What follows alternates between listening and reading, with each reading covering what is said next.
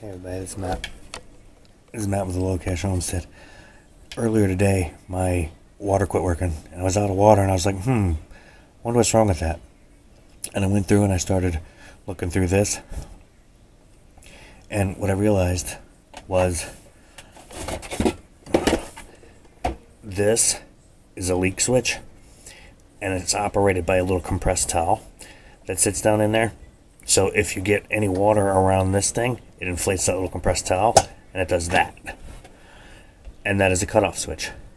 So if there's any dripping under your sink, this thing cuts off. Well, I think there was nothing wet when I was under here, but I do keep a lot of cleaning supplies under here, so maybe that's what's happened. I'm not sure. But in any case, it all actually came down to this switch. This is Matt with the Low Cash Homestead. Thank you very much. Have a good night.